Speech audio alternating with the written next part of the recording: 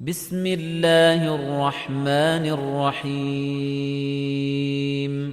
بسم الله الرحمن الرحيم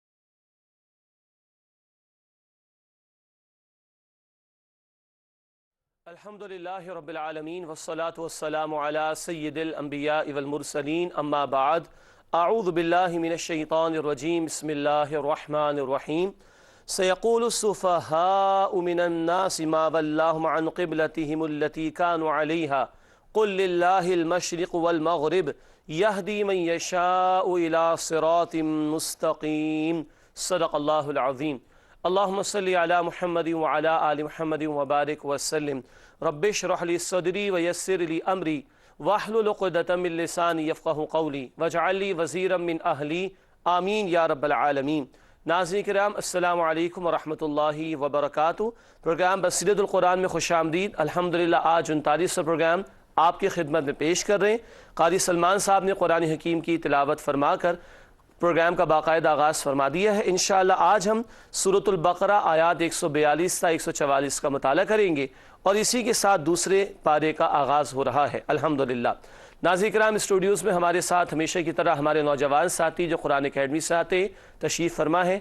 السلام علیکم ورحمۃ اللہ وبرکاتہ۔ وعلیکم السلام ورحمۃ اللہ وبرکاتہ۔ خیریت سے آپ لوگ؟ الحمدللہ۔ جی ناظرین کرام چلتے ہیں اپنی ترتیب کے مطابق آگے بڑھتے ہیں اور سب سے پہلے ایک مبارک حدیث کا بیان۔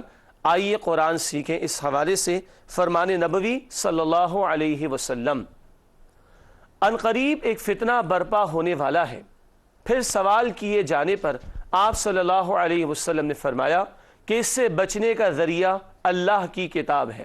جامع ترمذی کی روایت ہے، فتنوں سے بچنے کے لیے اللہ کے نبی صلی اللہ علیہ وسلم نے فرمایا قرآن کو تھامنا۔ اللہ مجھے اور آپ کو قرآن کو سمجھنے کی اور اس کے تقاضوں پر عمل کرنے کی توفیق عطا فرمائے تاکہ ہم فتنوں سے بچنے والے بن سکیں۔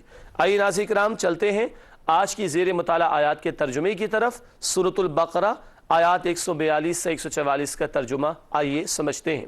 ارشاد ہوا، عنقریب کہیں گے لوگوں میں سے کچھ احمق کہ کس چیز نے پھیر دیا انہیں ان کے اس قبلے سے جس پر وہ اب تک تھے۔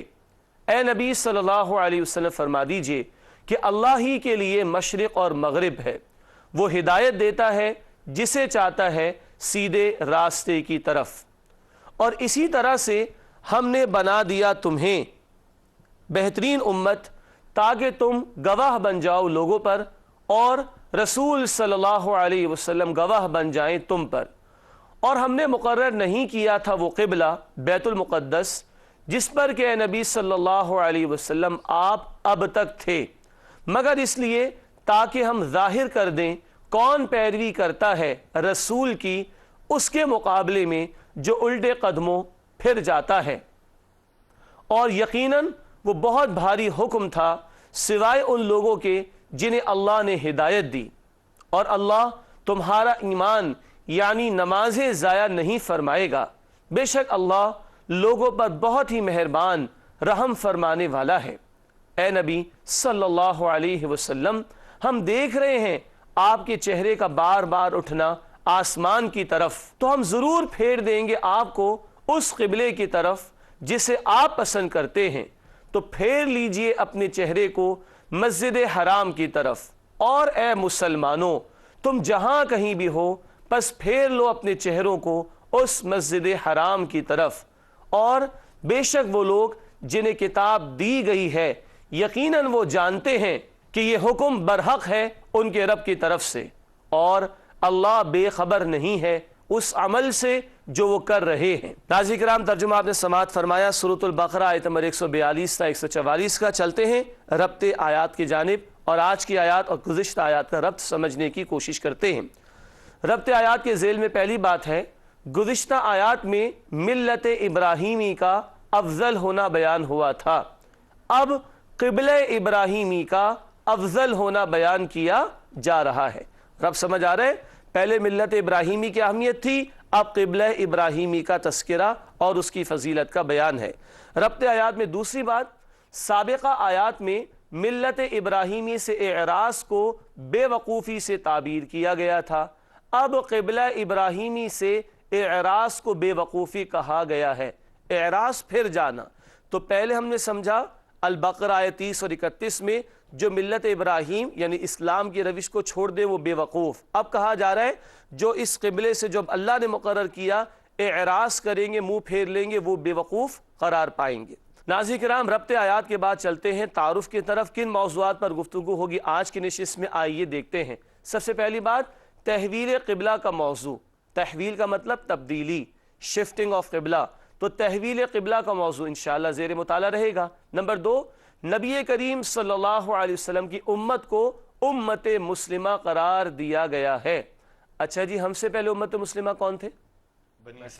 بنی اسرائیل۔ اب نبی کریم صلی اللہ علیہ وسلم کی امت کو امت مسلمہ قرار دیا گیا ہے۔ نمبر 3، امت مسلمہ کی ذمہ داری کا بیان۔ امت کاہے کو برپا کی گئی، اس کے کرنے کے کام کیا ہیں، یہ آج کی نشست میں انشاءاللہ ہمارے سامنے گفتگو رہے گی۔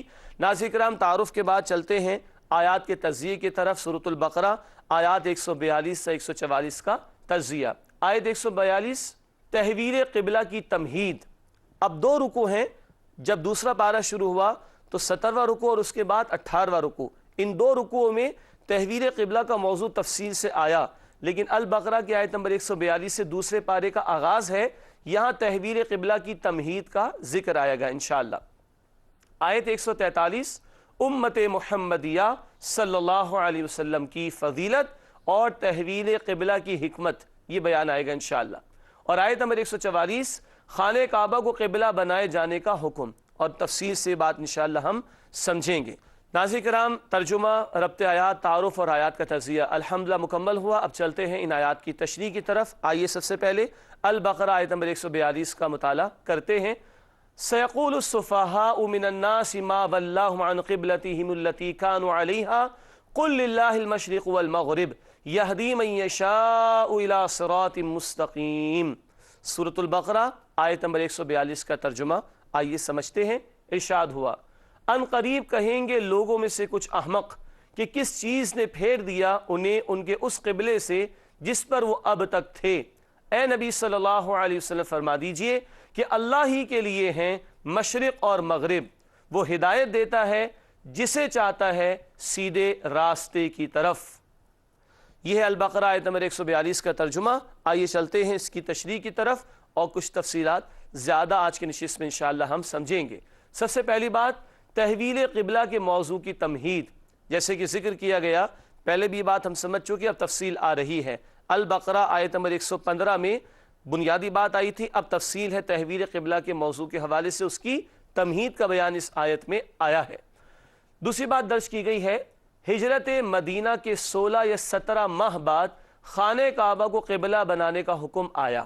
بیت المقدس کو قبلہ بنائے جانے کا ذکر پہلے تھا، اور 13 برس مکہ مکرمہ میں اسی کی طرف رخ کر کے نماز ادا کی گئی، اور ہجرت مدینہ کے 16-17 مہینے کے بعد جا کر خانہ کعبہ کو قبلہ بنانے کا حکم آیا ہے۔ تیسری بات، یہود کا اعتراض اور نمازیں ضائع ہو جانے کا طعنہ۔ ظاہری بات ہے انہوں نے ہر دھرمی کا فیصلہ کر رکھا تھا، حسد کے مارے تو یہ مانتے ہی نہیں تھے نبی کریم صلی اللہ علیہ وسلم کے رسالت کو، اور ہر دوسرے روز کو اعتراض کھڑا کر دیا کرتے تھے، کہنے لگے اچھا یہ بیت اللہ کو قبلہ بنایا گیا تو جو پہلے نمازیں پڑھی وہ ضائع ہو گئی، اور اگر وہ صحیح تھا تو اب جو پڑھو گے وہ ضائع ہو جائیں گی۔ یہ کنفیوژن کا شکار ہو گئے۔ یہ ہر دور میں ہوتا ہے، کچھ لوگ خود پہلے کنفیوز ہوتے ہیں اور دوسروں کو بھی کنفیوز کر رہے ہوتے ہیں، تو یہ ان کا بیجا اعتراض قرآن نے نقل کیا، تفصیل ابھی جواب کے طور پر بھی آگے آئے گی۔ اہل ایمان کی ذہن سازی کی گئی، نیز انہیں اعتراضات کے جوابات بھی سکھائے گئے ہیں۔ بات کیا ہے، یہ مشرق اور مغرب سارا کس کے لیے؟ اللہ کے لیے۔ یہی بات ہم پہلے بھی پڑھ چکے ہیں۔ تو اہل ایمان کی ذہن سازی کی جا رہی کہ اللہ کسی ایک سمت میں کسی دوسری سمت میں مقید اور محدود نہیں ہے۔ ناظرین کرام، یہ ذہن سازی کیسے ہوئی، آئیے مزید تشریح سمجھتے ہیں۔ قبلہ لفظی معنی سمت توجہ، یعنی جس طرف رخ کیا جائے، تو آپ میں جس طرف فوکس ہو وہ اس کا قبلہ ہو جاتا ہے۔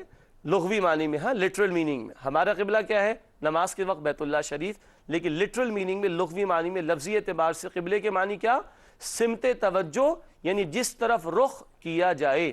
اب اس کے ذیل میں، یہ سمت توجہ کے ذیل میں 3 باتیں آئیے جاننے کی کوشش کرتے ہیں۔ پہلی بات، مومن کا رخ ہر عبادت میں ایک اللہ کی طرف ہوتا ہے، چاہے وہ نماز میں ہو یا نماز سے باہر ہو، ہر طرف اس کا رخ کس کی طرف رہے؟ اللہ کی طرف۔ کس معنی میں؟ کہ مجھے اللہ کا بندہ بننا ہے۔ وہ صبغت اللہ کے الفاظ آئے تھے نا ناظرین کرام، اللہ کا رنگ اختیار کر لو، کیا مطلب؟ اللہ کی بندگی کا رنگ اختیار کر لو۔ تو مومن کا رخ ہر عبادت میں ایک اللہ کی طرف ہوتا ہے۔ دوسری بات، اللہ کی ذات مشرق و مغرب و شمال و جنوب کی قید سے بالا تر ہے، کسی ایک سمت میں اللہ کو محدود کیا نہیں جا سکتا۔ یہی بات تمہیدی طور پر البقرہ کی آیت نمبر 115 میں آئی تھی، جس طرف بھی تم رخ کرو گے اللہ ہی کی توجہ کو پاؤ گے، فثم وجہ اللہ، اللہ ہی کی توجہ کو پاؤ گے۔ توجہ ہم کر چکے ہیں، اس آیت کے حوالے سے تشریح بیان کر چکے ہیں سورۃ البقرہ آیت نمبر 115 میں۔ آخری بات، ایک سمت متعین کیے جانے کی حکمت وہ کیا ہے؟ امت میں وحدت اور یکجہتی۔ پوری زمین پر مسلمان جب جب جہاں جہاں نماز ادا کرے گا اس کا رخ کس طرف ہوگا؟ بیت اللہ کی طرف۔ اس سے اتحاد، یگانگت پیدا ہوتی ہے، یکجہتی پیدا ہوتی ہے، مرکزیت پیدا ہوتی ہے۔ ناظرین کرام، یہ سورۃ البقرہ آیت نمبر 142 جس کا ترجمہ اور مختصر وضاحت ہمارے سامنے آئی۔ چلتے ہیں آگے اور آیت نمبر 143 کا مطالعہ شروع کرتے ہیں، اس میں قدر تفصیل زیادہ ہوگی انشاءاللہ۔ ارشاد ہوا، وَكَذَلِكَ جَعَلْنَاكُمْ أُمَّةً وَسَطًا لِتَكُونُوا شُهَدَاءَ عَلَى النَّاسِ وَيَكُونَ الرَّسُولُ عَلَيْكُمْ شَهِيدًا وَمَا جَعَلْنَا الْقِبْلَةَ الَّتِي كُنْتَ عَلَيْهَا إِلَّا لِنَعْلَمَ مَن يَتَّبِعُ الرَّسُولَ مِمَّن يَنقَلِبُ عَلَى عَقِبَيْهِ وَإِن كَانَتْ لَكَبِيرَةٌ إِلَّا عَلَى الَّذِينَ هَدَى اللَّهُ وَمَا كَانَ اللَّهُ لِيُضِيعَ إِيمَانَكُمْ إِنَّ اللَّهَ بِالنَّاسِ لَرَؤُوفٌ رَحِيمٌ۔ سورۃ البقرہ آیت نمبر 143 سے آئیے اس کا ترجمہ سمجھنے کی کوشش کرتے ہیں۔ ارشاد ہوا، اور اسی طرح سے ہم نے بنا دیا تمہیں اے مسلمانوں بہترین امت، تاکہ تم گواہ بن جاؤ لوگوں پر اور رسول صلی اللہ علیہ وسلم گواہ بن جائیں تم پر۔ اور ہم نے مقرر نہیں کیا تھا وہ قبلہ بیت المقدس جس پر کہ نبی صلی اللہ علیہ وسلم آپ اب تک تھے، مگر اس لیے تاکہ ہم ظاہر کر دیں کون پیروی کرتا ہے رسول کی اس کے مقابلے میں جو الٹے قدموں پھر جاتا ہے، اور یقیناً وہ بہت بھاری حکم تھا سوائے ان لوگوں کے جنہیں اللہ نے ہدایت دی، اور اللہ تمہارا ایمان یعنی نمازیں ضائع نہیں فرمائے گا، بے شک اللہ لوگوں پر بہت ہی مہربان رحم فرمانے والا ہے۔ ناظرین کرام، یہ سورۃ البقرہ آیت نمبر 143 طویل آیت بھی ہے اور مضامین کے اعتبار سے بہت اہم بھی ہے، اس سے وضاحت تھوڑا زیادہ کریں گے اس میں انشاءاللہ تعالی۔ سب سے پہلی بات تشریح نکات میں ہم نے لکھی ہے، بنی اسرائیل کو امت مسلمہ کے منصب سے معزول کر کے امت محمدیہ صلی اللہ علیہ وسلم کو اس پر فائز کر دیا گیا۔ معزول کرنا جیسے کسی کو جاب سے فائر کر دینا، نکال دینا۔ تو پچھلی امت مسلمہ کون تھی؟ بنی اسرائیل، ان کو فائر کر دیا اللہ نے، ان کو معزول کر دیا، ان کو اللہ نے ہٹا دیا، اور ان کی جگہ نبی کریم صلی اللہ علیہ وسلم کی امت کو امت مسلمہ کے منصب پر فائز کر دیا۔ سادہ الفاظ میں امت مسلمہ ہونے کے ناطے اب نبی صلی اللہ علیہ وسلم کے مشن کو آگے بڑھانا یہ ہمارا فرض ہے، اس کام کے لیے امت کو امت بنایا گیا ہے۔ دوسری بات تشریح میں ہم نے لکھی ہے، تحویل قبلہ تحویل امت کی علامت بھی ہے۔ بیت المقدس کی نسبت بنی اسرائیل اپنی طرف کرتے تھے تو ان کو معزول کر دیا گیا، یہ علامت ہے کہ بیت المقدس کی بجائے اب بیت اللہ شریف کو قبلہ مقرر کیا جا رہا ہے، اس امت کو معزول کر دیا گیا، اور ابراہیم علیہ السلام کی نسل میں اب بنی اسماعیل میں سے نبی کریم صلی اللہ علیہ وسلم رسول بنا دیے گئے، اللہ کے آخری رسول، ان کی امت کو امت مسلمہ کے منصب پر فائز کر دیا گیا۔ تو ناظرین کرام نوٹ کیجئے، یہ شفٹنگ آف قبلہ از شفٹنگ آف امہ، یہ قبلے کی تبدیلی امت کی تبدیلی کی بھی علامت اور سمبل ہے۔ تیسری بات، امت وسط سے مراد ایسا اعلیٰ گروہ جو عدل اور بہترین روش پر قائم ہو۔ امت وسط کے کئی تراجم آپ تراجم میں دیکھیں گے، بہترین امت، معتدل امت، عدل والی امت۔ تو امت وسط سے مراد ایسا اعلیٰ گروہ جو عدل اور بہترین روش پر قائم ہو۔ ناظرین کرام، سورۃ البقرہ آیت نمبر 143 کا مطالعہ جاری ہے۔ سورۃ البقرہ کی آیت نمبر 143 کا بیان جاری ہے۔ تحویل قبلہ کا موضوع آیا۔ تحویل قبلہ تحویل امت کی علامت ہے، اور بنی اسرائیل کو معزول کر کے نبی کریم صلی اللہ علیہ وسلم کی امت کو امت وسط قرار دیا گیا، امت مسلمہ کا درجہ دے دیا گیا۔ امت وسط پر بات ہو رہی تھی، آئیے تشریح کو آگے بڑھاتے ہیں۔ ہم نے ذکر کیا امت وسط سے مراد ایسا اعلیٰ گروہ جو عدل اور بہترین روش پر قائم ہو۔ اب اللہ ہمیں توفیق دے ہم عدل کی بھی روش اختیار کریں اور بہترین زندگی بسر کر کے انسانیت کے سامنے نمونہ پیش کریں۔ اللہ تعالی ہمیں اس کی توفیق عطا فرمائے۔ جی آگے چلتے ہیں۔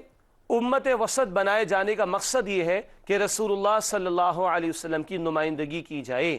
ہمارا ایمان ہے کہ نبوت ختم ہو گئی نبی کریم صلی اللہ علیہ وسلم پر، اب انسانیت کے سامنے اللہ کے دین کی نمائندگی ہم نے کرنی۔ اسی لیے اس آیت میں کہا گیا کہ تم لوگوں پر گواہ بنو اور رسول صلی اللہ علیہ وسلم تم پر گواہ بنے۔ یہ فریضہ شہادت ہے، گواہی دینے والی ذمہ داری۔ تو اب انسانیت کے سامنے اللہ کے دین کی گواہی پیش کرنا، نبی کریم صلی اللہ علیہ وسلم کی نمائندگی کرتے ہوئے، یہ آپ کی اور میری اور پوری امت کی ذمہ داری بنتی ہے۔ ناظرین کرام، اللہ آپ کو اور مجھے ذمہ داری کا ادراک اور احساس عطا فرمائے اور ہمیں اس کو ادا کرنے کی توفیق بھی عطا فرمائے۔ آگے چلتے ہیں۔ نمائندگی کی بات آئی، ریپرزنٹیٹیو بننا ہے، نمائندہ بننا ہے۔ یہ نمائندگی قول، عمل اور اجتماعی نظام قائم کر کے دینا ضروری ہے۔ کتنی باتیں؟ 3، قول، دوسرا عمل، اور تیسرا اجتماعی نظام۔ نبی کریم صلی اللہ علیہ وسلم نے اپنی زبان سے بھی پیغام پہنچایا، احکام پر عمل کر کے بھی دکھایا، اور ایک انقلابی جد و جہد برپا فرما کر بالفعل اللہ کے دین کو غالب کر کے دنیا کے سامنے پریزنٹ کیا، دنیا کے سامنے پیش کیا۔ جال حق و زحق الباطل ان الباطل کان زہوقا۔ قرآن کہتا ہے سورہ بنی اسرائیل آیت نمبر 81 میں، حق آگے اور باطل مٹ گیا، بے شک باطل ہے ہی مٹنے کے لیے۔ سورہ بنی اسرائیل آیت نمبر 81 میں یہ بیان آیا ہے۔ تو یہ نمائندگی قول، عمل اور اجتماعی نظام قائم کر کے دینا ضروری ہے۔ اللہ ہمیں اس کی ہمت و توفیق عطا فرمائے۔ اگلی بات، اولاً بیت المقدس کو قبلہ بنانے کا حکم حجیت حدیث کی دلیل ہے۔ حجیت حدیث، حدیث کی اتھارٹی۔ ہمارے دین میں قرآن بھی سورس آف اسلامک نالج ہے، اسلامی معلومات کے لیے بنیادی ذریعہ جہاں قرآن ہے وہاں سنت رسول بھی صلی اللہ علیہ وسلم۔ شریعت کے قانون کو مرتب کرنے کے لیے جیسے قرآن بنیادی ذریعہ ہے، ایسے ہی حدیث رسول بھی بنیادی ذریعہ ہے صلی اللہ علیہ وسلم۔ ناظرین بہت توجہ سے سنیے گا، دوبارہ عرض کر رہا ہوں، اولاً بیت المقدس کو قبلہ بنانے کا حکم حجیت حدیث کی دلیل ہے۔ یہ آیت جب ہم پڑھ رہے ہیں اور ترجمہ ہم نے سمجھا بھی ہے تو اللہ نے کہا وہ قبلہ ہم نے اس لیے مقرر کیا تھا۔ کون سا قبلہ؟ پچھلا والا کون سا تھا؟ بیت المقدس۔ اللہ کہتے ہیں ہم نے مقرر کیا تھا تاکہ ہم امتحان لیں کون رسول کی پیروی کرتا ہے، کون نفی کرتا ہے۔ پڑھ چکے نا؟ اللہ کہہ رہے ہم نے مقرر کیا تھا۔ پورے قرآن میں کہیں ذکر نہیں، پورے قرآن میں کہیں یہ حکم نظر نہیں آئے گا کہ بیت المقدس کو قبلہ بناؤ، لیکن اللہ کہہ رہے حکم ہم نے دیا تھا۔ تو اللہ کا یہ حکم امت کو کس نے دیا تھا؟ نبی کریم صلی اللہ علیہ وسلم نے۔ اس سے معلوم ہوا قرآن کے علاوہ بھی نبی کریم صلی اللہ علیہ وسلم پر وحی آتی تھی۔ ناظرین کرام، امید بات سمجھ آ رہی ہے؟ باقی آپ تفاسیر کا مطالعہ کریں گے تو یہ نقطہ اور آپ پر واضح ہوگا۔ تو اتھارٹی آف سنہ، حجیت حدیث کی دلیل اس آیت میں بھی ہمارے سامنے آئی، اور معلوم ہوا کہ قرآن کے علاوہ بھی نبی کریم صلی اللہ علیہ وسلم پر وحی کا نزول ہوا کرتا تھا۔ اگلی بات، تحویل قبلہ عربوں اور اہل کتاب کے لیے بڑا امتحان تھا۔ مکہ مکرمہ میں نبی صلی اللہ علیہ وسلم تھے، حکم کیا تھا؟ بیت المقدس کی طرف رخ کرو۔ خیر مکہ مکرمہ میں ممکن تھا کہ بیت اللہ بھی سامنے رہے، پیچھے بیت المقدس آ جائے، لیکن عربوں کی زیادہ مناسبت اور نسبت کس سے تھی؟ بیت اللہ سے، مگر حکم کیا تھا؟ بیت المقدس۔ امتحان ہو گیا نا؟ اچھا، اہل کتاب میں سے جو ایمان لائے تو وہ تو بیت المقدس سے نسبت رکھتا تھا، اب اس کو کس طرف رخ کرنا ہے؟ بیت اللہ کی طرف۔ اس کا بھی امتحان ہو گیا۔ ناظرین یہ حکمت ہے کہ امتحان لینا مقصود تھا، کون رسول کی پیروی کرتا ہے، کون اپنی روایات سے جڑا رہتا ہے۔ ہم بھی جائزہ لیں، اپنی روایات کو ہم نے دین بنا رکھا ہے یا نبی پاک صلی اللہ علیہ وسلم کی تعلیمات کو ہم دین سمجھتے ہیں؟ غور کرنا چاہیے۔ اگلی بات، نماز کو ایمان قرار دے دیا گیا۔ اللہ نے فرمایا کہ اللہ تمہارے ایمان کو ضائع نہیں فرمائے گا۔ مسئلہ ایمان کے ضائع ہونے کا اٹھا تھا یا نمازوں کے ضائع ہونے کا؟ یہود نے تو یہ کہا تھا نا، لیکن اللہ کہہ رہے اللہ تمہارے ایمان کو ضائع نہیں کرے گا، گویا نماز کو ایمان قرار دے دیا گیا۔ نماز اس قدر اہم ہے۔ اللہ ہمیں تمام نمازوں کا اہتمام کرنے کی توفیق عطا فرمائے۔ آخری بات اس ذیل میں لکھی ہے، اصل شے اللہ کا حکم ہے، نہ کہ کچھ ظاہری افعال۔ ظاہری افعال کی بھی اہمیت ہے، یہ کرو یہ نہ کرو، لیکن جب تک کہا بیت المقدس کی طرف رخ کرو تو وہی دین تھا، وہی حکم تھا۔ اب کہا بیت اللہ کی طرف رخ کرو تو یہی دین ہے، یہی حکم ہے۔ رمضان شریف میں کیا ہوتا ہے؟ پانی سحری ختم ہونے سے پہلے حلال ہوتا ہے، جیسے ہی سحری کا وقت ختم ہو گیا اب ہاتھ نہیں لگا سکتے۔ پانی میں کچھ نہیں رکھا، جب اللہ کہے حلال تو حلال، جب اللہ کہہ دے حرام تو حرام۔ جب اللہ نے کہا ادھر رخ کرو تو وہ حکم، اب اللہ کہہ رہے ادھر رخ کرو تو یہی حکم ہے۔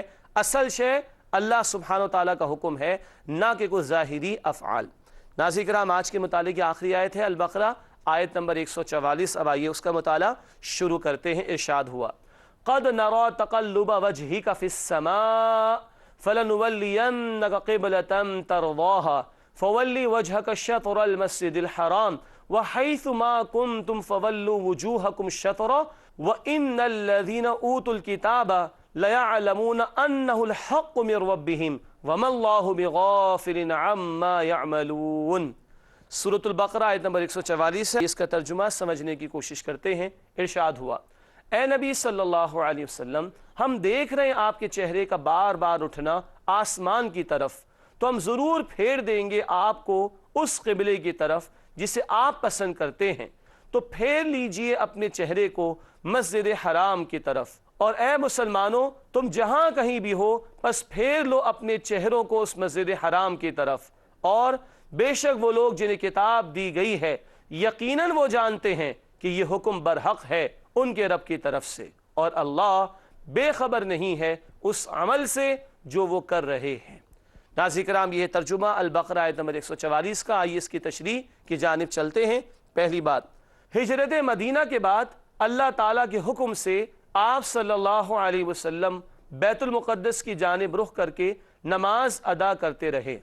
مکہ مکرمہ میں بھی یہ حکم تھا، اور مدینہ طیبہ آ کر بھی چند ابتدائی مہینے تو یہی حکم تھا، 16-17 مہینے یہی معاملہ جاری تھا کہ بیت المقدس کی طرف رخ کر کے نماز ادا کرنے کا حکم تھا۔ اچھا، اب اللہ تعالیٰ کا بڑا پیارا انداز آگے ہم نے لکھا ہے، اللہ تعالیٰ کا بہت محبت اور شفقت کے ساتھ نبی کریم صلی اللہ علیہ وسلم سے خطاب۔ اللہ کیا فرما رہے ہیں؟ ناظرین بڑا پیارا التفات، اے نبی ہم آپ کے چہرے کو بار بار آسمان کی طرف اٹھنا دیکھ رہے ہیں۔ اللہ کے نبی علیہ السلام کی خواہش کیا تھی؟ بیت اللہ کو ہی مقرر کیا جائے، اس لیے کہ ابراہیم علیہ السلام کی طرف نسبت کرتے ہیں تو اس خانہ کعبہ کی نسبت بھی تو ان سے ہے، تو اللہ نے گویا التفات فرمایا نبی صلی اللہ علیہ وسلم کی طرف، اے نبی ابھی ہم پھیرے دیتے ہیں آپ کو اس قبلے کی طرف جو آپ پسند کرتے ہیں۔ سبحان اللہ۔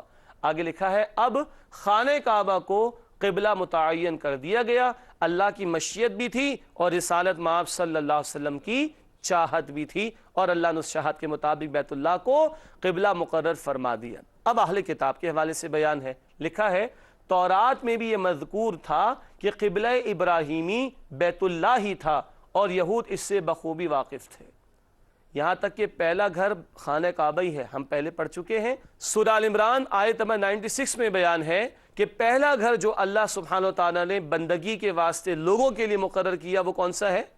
اللہ کا گھر بیت اللہ۔ یہ سورہ آل عمران آیت نمبر 96 میں تفصیل ہے، اس کے مقام پر تشریح آپ کے سامنے رکھی جائے گی انشاءاللہ۔ تو تورات میں بھی یہ مذکور تھا کہ قبلہ ابراہیمی بیت اللہ ہی تھا، اور یہود اس سے بخوبی واقف تھے۔ اگلی بات، خانہ کعبہ کی طرف رخ کر کے نماز پڑھنے کا حکم دیا گیا، نہ کہ کعبہ کی سیدھ میں، ورنہ تو بڑی مشکل ہو جاتی، ساری دنیا کے لوگوں کی ناک کی سیدھ میں کعبہ آ جائے، مشکل بات ہے نا۔ نہیں، مسجد حرام کی طرف رخ کر لو۔ یہ جو بعض اوقات جائے نماز تھوڑی سی ادھر ہو جاتی ہے اور ہم لڑنا شروع کر دیتے ہیں، یہ لڑنے کی کوئی ضرورت نہیں ہے۔ ناک کی سیدھ میں کعبے کا ہونا نہیں کہا گیا، مسجد حرام کی طرف رخ کرنے کو کہا گیا۔ ہاں اس کا اہتمام بھرپور ہو، لیکن ذرا آدھا ایک انچ ادھر ادھر ہو جائے تو کوئی بہت زیادہ پریشان ہمیں نہیں ہونا چاہیے، نہ دوسروں کو پریشان کرنا چاہیے۔ ناظرین کرام، الحمدللہ سورۃ البقرہ آیت نمبر 144 کا بیان بھی مکمل ہوا۔ آیات 3 آج ہم نے سمجھی، لیکن موضوع بڑا قیمتی اور تشریح بھی بہت زیادہ ہمارے سامنے الحمدللہ۔ قرآنی معلومات ہمیشہ ایک پوائنٹ آپ کے سامنے رکھتے ہیں، آئیے دیکھتے ہیں کہ آج کیا نقطہ آپ کی خدمت میں پیش کر رہے ہیں قرآنی معلومات کے حوالے سے۔ قرآن کریم کی نزولی ترتیب کے مطابق پہلی سورت سورۃ الفاتحہ ہے۔ کیا مطلب؟ اس کو سمجھ لیتے ہیں۔ سب سے پہلے کون سی آیات نازل ہوئی؟ ہاں وہ آیات تھیں۔ پہلی مکمل سورت کون سی نازل ہوئی؟ سورۃ الفاتحہ۔ دوبارہ کنفیوژن نہ ہو جائے، جب ہم قرآن شروع کرتے تب بھی پہلی سورت کون سی ہے؟ الفاتحہ، لیکن ہم ترتیب نزولی کی بات کر رہے ہیں۔ چند آیات تو آتی نہیں، پہلی سورت باقاعدہ مکمل سورت کون سی ہے؟ سورۃ الفاتحہ، ترتیب نزولی کے مطابق۔ ناظرین کرام، قرآنی معلومات کے مطابق اب تو ہمیں اندازہ ہے کہ آپ کو بھی ترتیب یاد ہو گئی۔ سوال و جواب کا مرحلہ آتا ہے۔ آئیے دیکھتے ہیں کہ ہمارے ساتھی آج ہم سے کیا سوال کرنا چاہتے ہیں آج کی گفتگو کے اعتبار سے۔ جی پہلا سوال آپ کریں گے عابد جی۔ نماز کو ایمان کہا گیا، اس کی مزید وضاحت کر دیجیے۔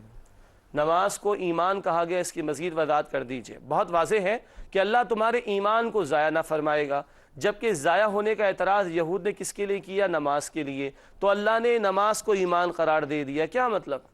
ایمان و نماز بالکل آپس میں جڑے ہوئے ہیں، نماز نہیں تو ایمان کدھر؟ مسلم شریف کی روایت، نبی کریم صلی اللہ علیہ وسلم نے فرمایا کہ بندے کے اسلام اور کفر کے درمیان نماز ہے۔ اسلام ہے، نماز ہے تو اسلام کی طرف ہے، نماز نہیں جا رہا ہے کفر کی طرف۔ اللہ اکبر۔ حدیث ہے جامع ترمذی میں، جسے جان بوجھ کے نماز ترک کر دی وہ کفر کر چکا۔ ہاں مسلمان تو اس کو مانیں گے، حقیقت کے اعتبار سے وہ کافرانہ روش۔ تو یہ اہمیت ہے نماز کی۔ الذین یؤمنون بالغیب، آگے کیا آتا ہے؟ ویقیمون الصلاۃ، نماز، ایمان رکھتے ہیں غیب پر اور نماز قائم کرتے ہیں۔ تو ایمان کسی کے ماتھے پہ تو نہیں لکھا ہوگا نا، اس کا اظہار کس سے ہوگا؟ نماز سے۔ یہ ربط ہے نماز کا ایمان کے ساتھ۔ اللہ تعالیٰ مجھے اور آپ کو تمام نمازوں کی پابندی کی توفیق عطا فرمائے۔ آمین۔ جی کوئی سوال ہے آپ کے پاس؟ شجاع بھائی، اس پورے واقعے میں تحویل قبلہ ہوا اور مسلمانوں کے لیے بیت المقدس کے بدل کر خانہ کعبہ کو قبلہ بنا دیا گیا، تو کیا اس وجہ سے بیت المقدس کی مسلمانوں کے نزدیک کوئی اہمیت نہیں رہی، یا اب خالی قبلہ نہیں ہے کوئی اہمیت ہے؟ ماشاءاللہ، بیت المقدس کی بجائے بیت اللہ کو قبلہ مقرر کر دیا گیا، یہ بات تو مسئلے کے اعتبار سے مکمل ہو گئی۔ کیا اب بھی ہمارے لیے اس کی کوئی اہمیت ہے؟ بالکل ہے۔ سورہ بنی اسرائیل پڑھتے ہیں، معراج کا واقعہ آتا ہے نا، اللہ کہتے ہیں وہاں ہم نے برکتیں عطا فرمائی، وہ برکتوں والی زمین ہے انبیاء علیہ السلام کی، نمبر ایک۔ نمبر دو، ایک حدیث میں ذکر آتا ہے 3 مساجد ہیں جن کا خاص طور پر ارادہ کر کے سفر کر کے جایا جا سکتا ہے، خاص طور پر خانہ کعبہ، مسجد حرام، مسجد نبوی صلی اللہ علیہ وسلم اور بیت المقدس۔ تو اس حدیث میں ان تینوں کو بریکٹ کیا گیا، یہ اہمیت آج بھی موجود ہے۔ اسی طرح بیت المقدس ہو یا بیت اللہ، یہ ساری زمین، اس پر کس کا حکم جاری و ساری ہونا چاہیے؟ اللہ سبحانہ و تعالیٰ کا۔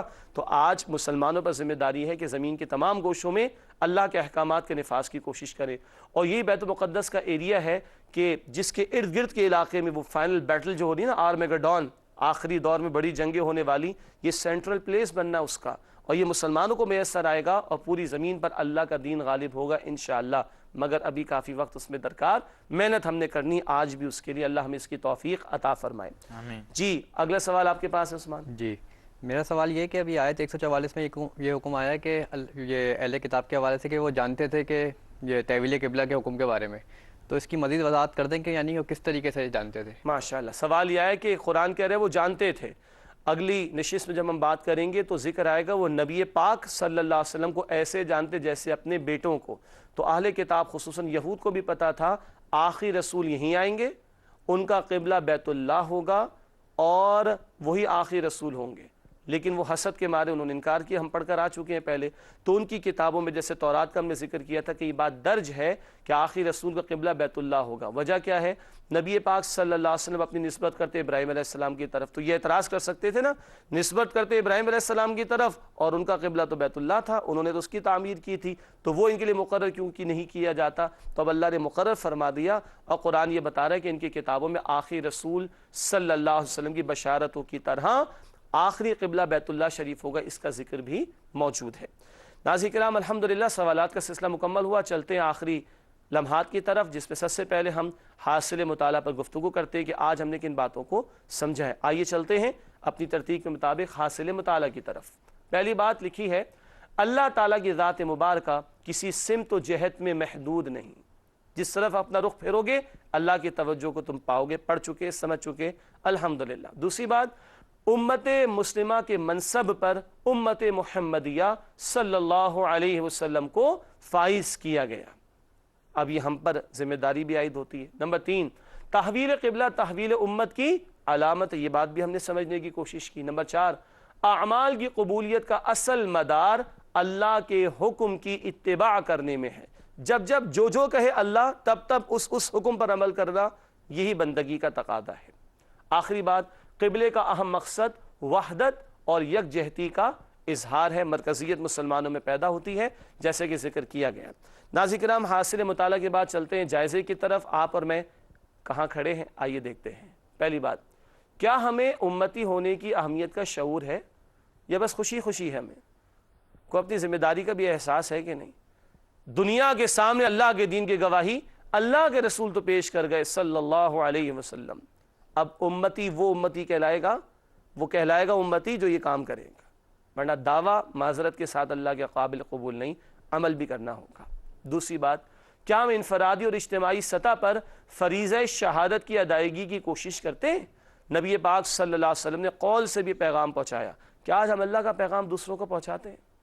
نبی پاک صلی اللہ علیہ وسلم نے عمل کر کے دکھایا، کیا آج ہماری زندگی کو دیکھ کر لوگ دین کی طرف آتے ہیں؟